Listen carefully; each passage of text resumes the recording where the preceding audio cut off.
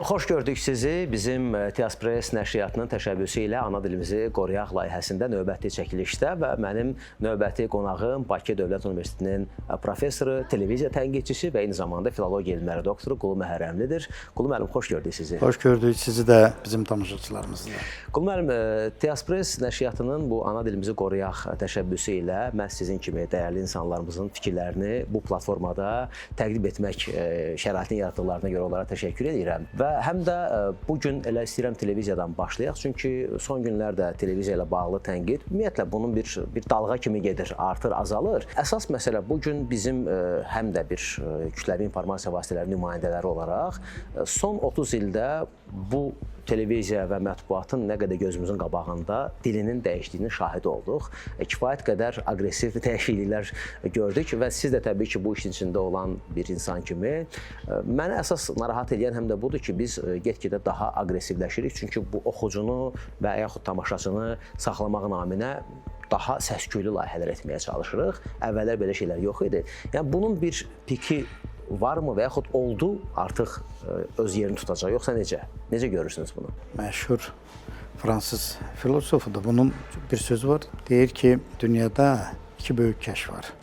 Bunun biri insanları kitaba bağlayan çap sənətidir.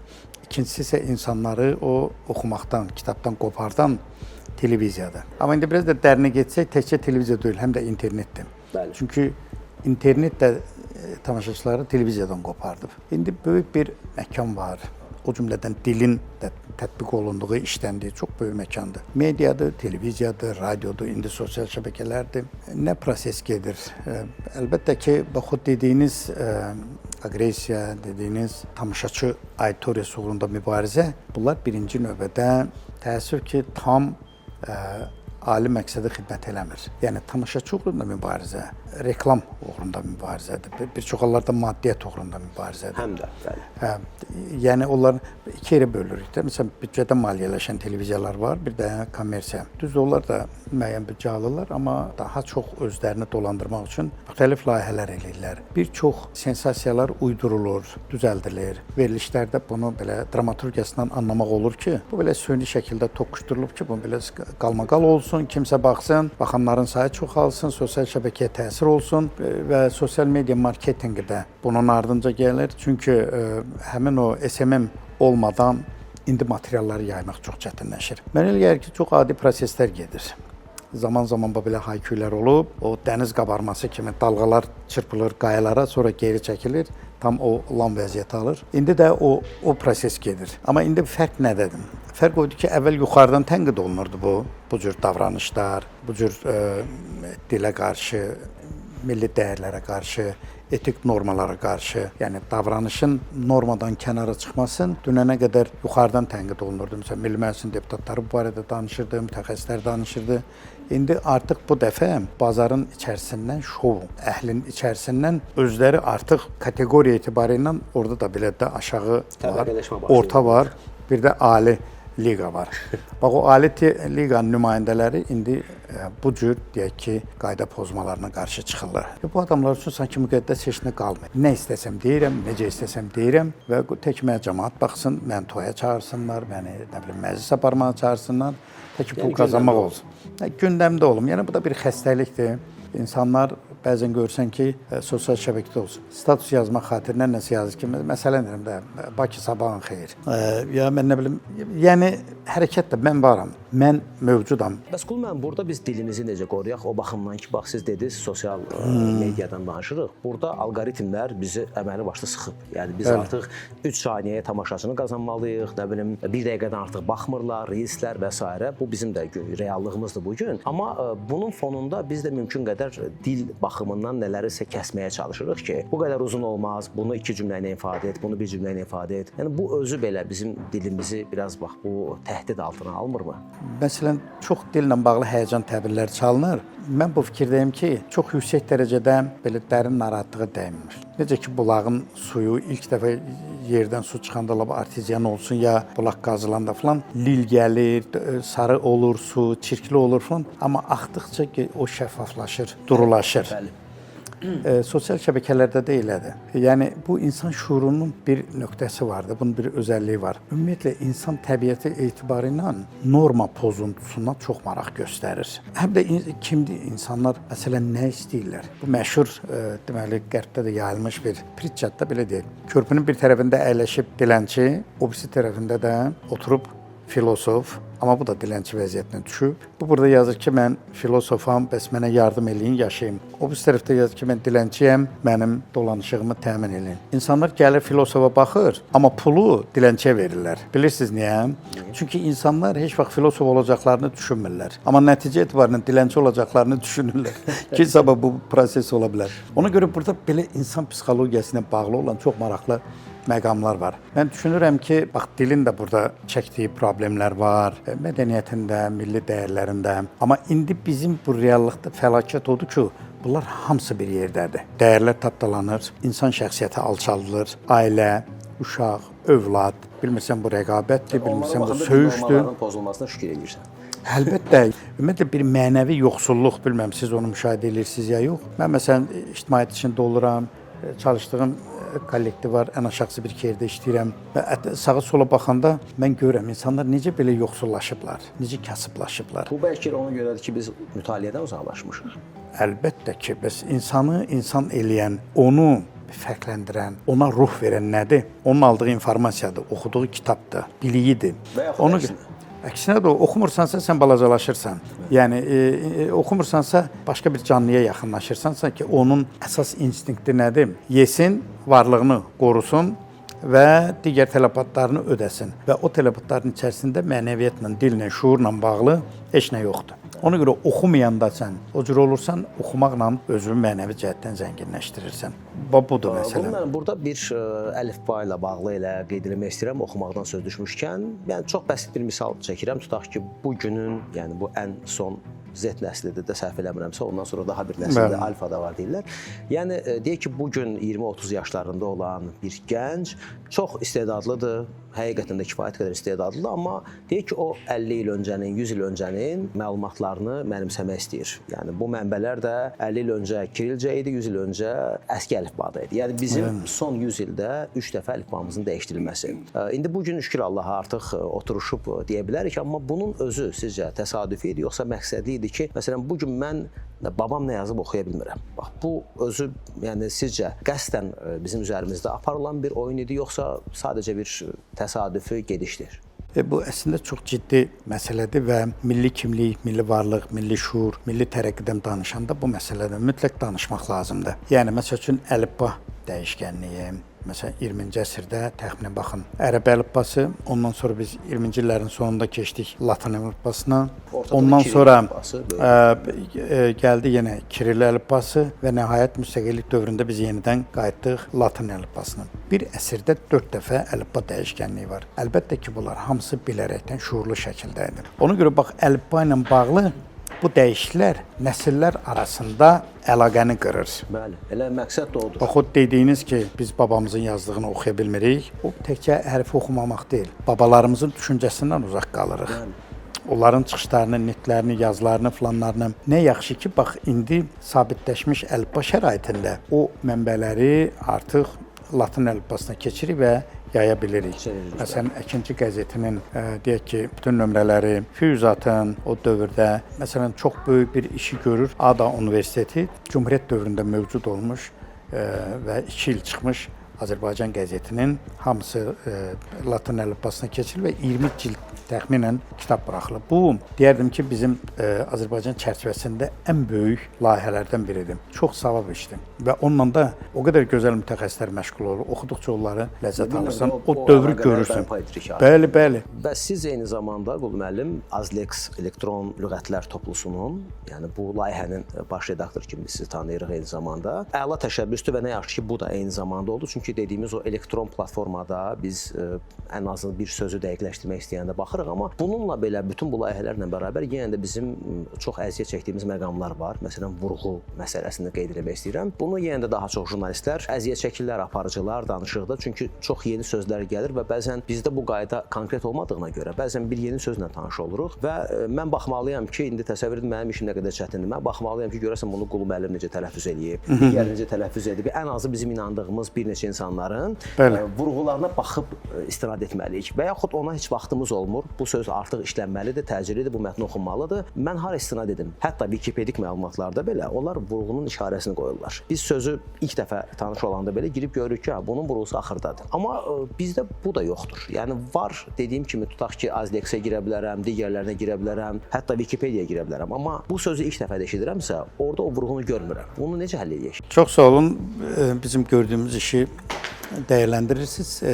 Azlex haqqında bir iki kəlmə deyim. Əlbəttə. İndi bu saxlayarsınız, verilişdə saxlamaz, amma reklam üçün demirəm bunu. O platformanın təşəbbüsçüsü 1-7-ci siniflər üçün Azərbaycan dili dərsliyinin müəllifi Rafiq İsmayılovdur. Kifayət qədər yüksək alıb, Moskva Dövlət Universitetini bitirib, yaxşı filologdur. Bizim ədəbiyyat institutunda çalışıb uzun müddət. Yəni buna bir ehtiyac olub.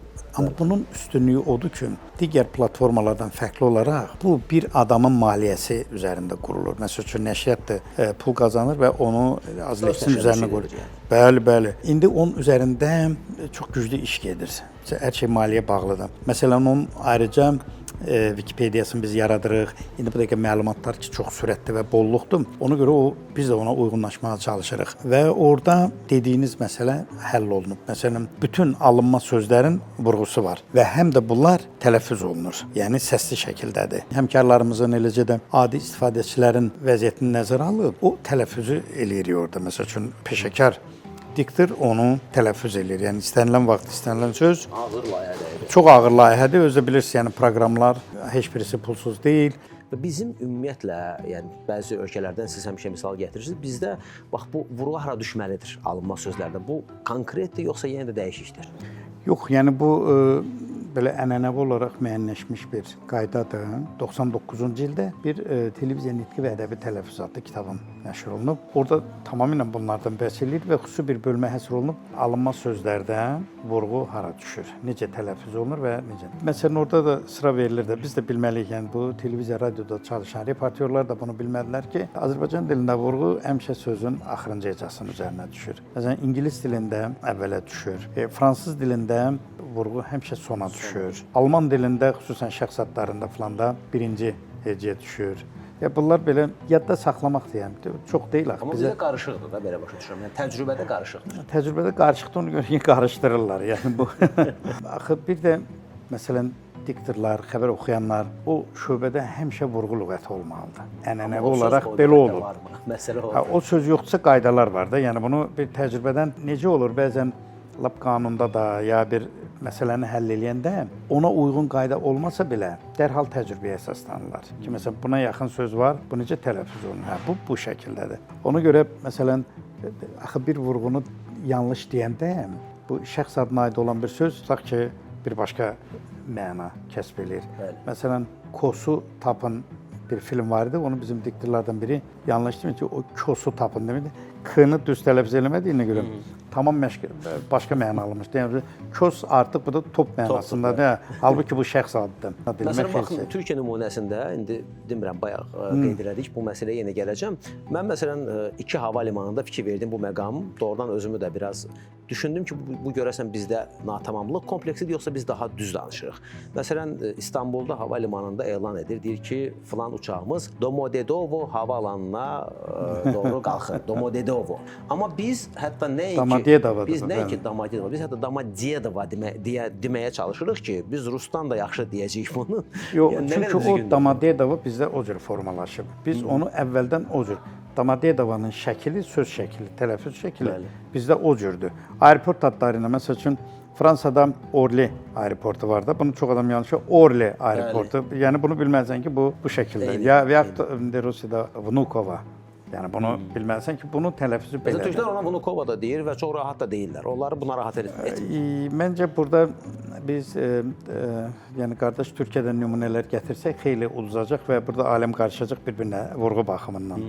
Ona görə bizim öz dilimizdə necə formalaşıbsa, o cür demək lazımdır. Ona qalsa türklər London demir, Londra deyir. Bəli. Yəni bu əsas ola bilməz bizim üçün. Qaydalar var Mərakişi ümumiyyətlə test deyirlər. elə də. Amma yenə də burada bax o siz deyirsiniz ki, yeni deməli orfoqrafiya, həm orfoqrafiya lüğəti səhv eləmirəmsə Orfoqrafiya lüğəti, həm orfoqrafiya lüğəti də ilk dəfə, yəni müstəqillik dövründə ilk dəfə. Çünki bizdə sonuncu dəfə orfoqrafiya lüğəti 1982-ci ildə çap olunub. Məmməd Ağa Şirəliyevin akademik dilçilik üstünün direktoru akademik Şirəliyevin görünə qədər böyük bir boşluğumuz var. Özü o qədər də böyük belə lüğət deyil. Mən ki uzun illər televiziyanın, radionun dilini araşdırmışam. İstər-istəməz bu şifahi nitqin, şifahi ədəbi dilin bir qoludur. Orfoqrafiya lüğəti çapa hazırlanır, amma orada da indi elan olunduğuna görə mənim iştirak etdiyim müzakirələrdə şəxsən məni qane eləməyən çox cəhətlər var. Məsələn, bu orfoqrafiya lüğətində bizim işlətdiyimiz WhatsApp oradan WhatsApp şəklində yazılıb. Halbuki biz xarici dildə, mənbədə o söz necə səslənirsə, yazılır yox ha, necə səslənirsə, biz onun qrafik şəklini çizmalıyıq. Orada WhatsApp-dır. İngilisdə 10 ingilisdən 8-i WhatsApp deyir. Bəli. Yəni o-la o arasındadır və daha çox o kimi tələffüz olunur. Ona görə biz bunu yazmalıyıq WhatsApp, amma tələffüz eləməliyik WhatsApp. Niyə? Çünki dilimizin bu ənənəsi var. Bir çox o-lar ağlaşır və bu WhatsApp da tam ona uyğundur ki, biz onu WhatsApp yazaq, WhatsApp kimi də tələffüz edək. Bu bizim işimizi çətinləşdirir, çünki biz artıq bilməliyik ki, hansı o yazılıb A oxunur, hansı isə o yazılıb O da oxunur. Ən çətin tərəfi budur. Yəni hansı halda o, hansı halda A, bunu bu bizim alınma sözlərinin tələffüzü ilə bağlı qaydalarda var. O-dan sonra vurğu gəlirsə, o hecədə vurğu bərk deyilirsə, bu mütləq O-dur, digər hallarda A-dır. Yəni necə yazılıb, deyirsə elə yazsa olmaz. Bir hecalı sözlərdə hamısı O-dur. Onlar heç vaxt A ola bilməz. Xeyr, biz yazdığımız kimi oxusaq və oxuduğumuz kimi, danışdığımız kimi yazsaq, dildə çox böyük xaos olur. Dildə ona görə orfoqrafiya mövcuddur ki, onun tələffüzün qaydalarını göstərir. Orfoqrafiya da ondan ötürüdür ki, bu yazılışı göstərir. Məsələn, orfoqrafiyası bizə ümumiyyətlə yaxın olmayan, tutaq ki, ingilisdə W yoxdur. Amma tələffüz nədir? Baxın, indi bu William Shakespeare yoxsa William Faulkner yoxsa William Faulkner. Yəni bu cür bu transkripsiya məsələsi, digər məsələlər səslənişlə bağlı. Bunlar hamısı həll olunmalıdır və prezidentin 2013-cü ildə bir sərəncamı var, dövlət proqramı. Dilin qloballaşma şəraitində düzgün işlənməsi ilə bağlı. Bax, onda bir neçə məsələlər vardı, onlar həll olundu. Təəssüf ki, 20-ci ilə qədər müddət verilmişdi. Orada bəzi məsələlər qaldı, o cümlədən də bu transkripsiya məsələləri. Ki, məsələn, alınma sözlər bizdə necə yazın? Yaxud da Azərbaycan dilindən bir söz ingilisə keçirsə, bu necə tələffüz olunmalıdır? Bax, bu məsələlər həll olunmayıb. Amma indiki halda yenə də deyirəm ki, alınma sözünün səslənişini götürüb yazmaq vacibdir. Orfoqrafiyasını niyə götürə bilmirik? Çünki orfoqrafiya bizə bir çox hallarda tanış deyil. Məsələn, Çin heroqlifləri ya Yapon adları. Biz onları necə götürə bilirik? Ona görə səsləniş önəmlidir ki, götürək və onu yazaq. Məsələn, rus dilindən bizim dilimizə gəlmiş C hərfin doğurduğu müəyyən problem var da. O dövrki qaydaya görə əgər bu C sözün əvvəlində gəlirsə, S ilə yazılır. Məsələn, Sezar, Siseron. Sözün ortasında gəlirsə, T-S şəklində yazılır. Məsələn, litsey. İndi o söz deyəsən lisey kimi yazılır. Liseydir sadəcə, S-dir sadəcə, lisey. Yəni, əgər o qayda var etsə, biz onda bunu niyə dəyişməliyik? Bax, bu cür eksperimentlər dil üzərində aparılan bu eksperimentlər dolaşıqlığa gətirib çıxardır. Dilə çox həssas yanaşmaq lazımdır. Dillə zarafat eləmək olmaz. Bəli, və Qul müəllim, son olaraq bu sualı ünvanlayım sizə. Təbii ki, siz həm də ciddi bir televiziya tənqidçisi olaraq, bugün amma biri var sizin səviyyədə tənqidə yanaşma, bir də var ki, görürsünüz də bugün artıq ən belə deyək də sadə tamaşaçıya qədər televiziyaların tənqidi. Yəni televiziya tənqidçisi necə baxır bax bugünkü televiziyanın vəziyyətinə, onu da istəyirəm sizdən eşidək. Bu televiziyalar əlbəttə belə bəzilərinin dediyi kimi nə belə ciddi şəkildə yıxıb sürməyə ehtiyac yoxdur. Nə də belə çox bundan vəcdə gəlmək olmaz ki, olmur ki, bizim gözəl televiziyalarımız var. Əlbəttə yaxşı verilişlər, yaxşı telekanallar, yaxşı layihələr var insafən. Amma eyni zamanda ümumi tamaşaçı auditoriyasının narazılığına səbəb olan, xüsusən bu şou proqramlarla bağlı bizdə çox ciddi problem var. Yaxşı məzmunlu, keyfiyyətli şou bizdə problemdir və bunu yaradacaq peşəkar adamlara çox böyük ehtiyac var. Ona görə də biz bunların düşünməliyik ki, hər şey gəlib peşəkarlıqdan keçir. Təsadüf adamların əlində, yəni hər şey təhlükədən, tüfəngdən tutmuş, atom silahından tutmuş televiziya layihəsinə qədər. Siz bayaq o tamaşaçı tənqidindən danışdınız. Bir misal çəkim. Məsələn, mənim rəhmətli atam çox ciddi, ölənləriniz rəhmətli, köhnə nəsildə hara getsə və çox ciddi tənqid edirdi. Baxdılar, nəinki yəni oturub evdə tənqid etmirdi, onu bildirirdi, yazırdı və mənim bir həmkarım vardı, yadıma gəlir, bir hardasa danışıram sizə, 12 il, 15 il öncədən. Yəni normal münasibətim olan həmkarımdır, mən də orada işləyirəm və bu səhər efirinə çıxdı ATV kanalında. Gəldim evə, atam mənə deyir ki, o nə deyir, çıxıb ora, o saqqalına zadına bax onun, getsin üzün qırxsın. Mənə deyir ki, ona deyir ki, üzün qırxsın. Deyirəm ki, indi o dövr deyil də, yəni bunun imicidir falan. Yox, hər gün dəfələrlə mənə dedi, gördü ki, mən fikir vermirəm. Yəni mən gəlib ona deyim ki, atam deyir, üzünü qırx, olmadı da belə. O götürdü oradan bilmirəm kimə yazdı, hara yazdı, şikayət yazdı, o yazığı çıxartdılar oradan. Yəni bugün hətta bu adamlar da yoxdur. Məsələn, bizim özümüzə olurdu. Mən görürdüm ki, məsələn, sadə bir şey var. Səhər-səhər radioda himn səsləndirilir, dövlət himni və himn səslənəndən sonra keçid məsələsi var. Mən məsələn bu incəliyə fikir verən adamam. Amma elə olurdu ki, mən dövlət himnini səsləndirən kimi verilişin anonsunu verirdim. Biz o zastavka dediyimiz qısa image musiqisini vermirdim.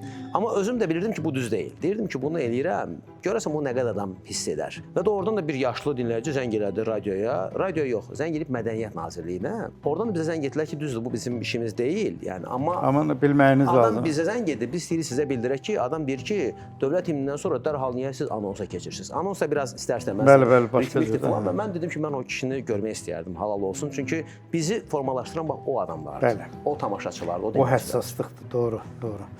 Yəni təəssüf ki, bizdə həmin o intellektual auditoriyada əriyir yavaş-yavaş.